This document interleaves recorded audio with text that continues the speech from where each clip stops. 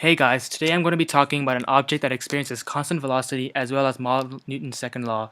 First, I took a video of a pool table ball moving in a straight line.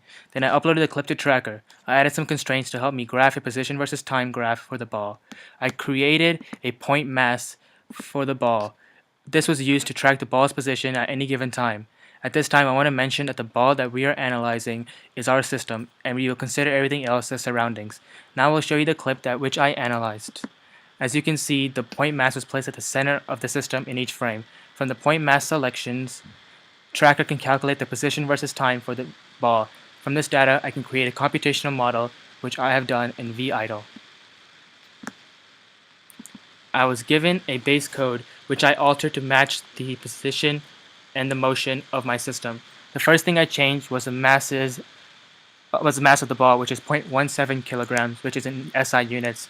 This number does not affect our computational model at all, but we'll discuss why this is so later in the video. The second thing I changed was the initial position of the ball, which is 0, 0, 0. According to Tracker, the initial position was at 0 in the x component, and we'll only consider the x component because the ball is moving in one direction. The next thing I changed was the initial ball velocity, which is calculated by taking the change in position or the change in time, and the two values that were used were the first two time selections and the first two position selections in Tracker, which were these two data points.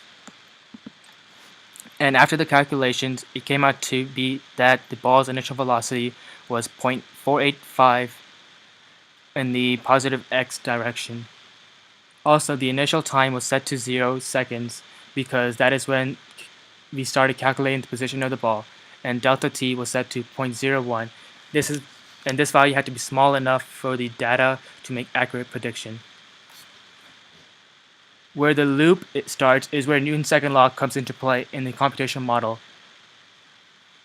I first updated the ball's velocity from Newton's second law, which is final velocity equals initial velocity plus net force over mass times delta t. We can set ball.vel to ball.vel plus fnet over ball.m times delta t. Let's remember that the equal sign in Python is not the same as the equal sign in math, and instead it is the assignment operator. Next, I changed the ball's position from the equation final position equals initial position plus v average, which is velocity average times delta t. I can sub ball.pos to ball.pos plus ball velocity times delta t. And I also changed time to be the initial time count plus delta t, which I assigned up here. And I set time to be less than 1 in the loop because the final calculated time in Tracker was 1 second. Now we need to change fnet, which is the net force. I made this equal to 0 because in order for this ball to be in constant velocity, the second part of Newton's second law, which is this right here, had to be 0. And since ball.m and delta t are non-zero values, fnet had to be 0. Does not mean that there are no forces.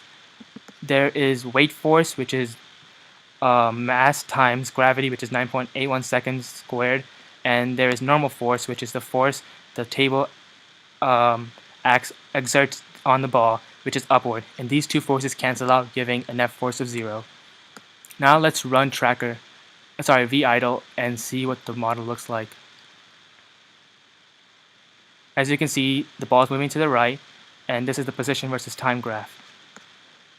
Now, let me show you the actual position versus time graph. The red dots correspond to the model's position, and the experiment's position are the blue dots. As you can see, initially it was able to calculate the position accurately, but later on the model was overcalculating the experiment's position. This could be for two main reasons. One is friction, which the model did not account for, and the second reason is that the velocity was changing. This is in an ideal world, the velocity would be constant, but in the experiment, our velocity was decreasing, and this was calculated from both the computational model, which is right here, and the experiment model, which is this one right here. Also, for a fun fact, we can go back to Tracker. 1 second. We can go back to Tracker. I'm having a little glitch. Well, we can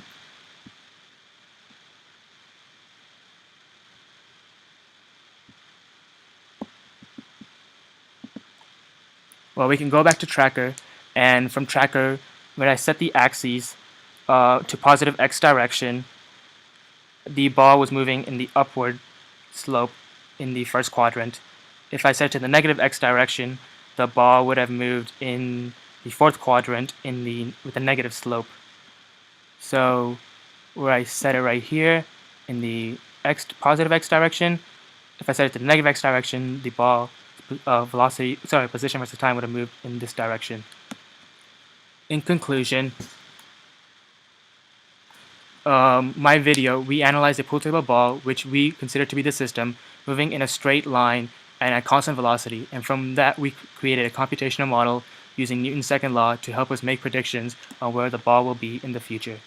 Thank you, and have a good day.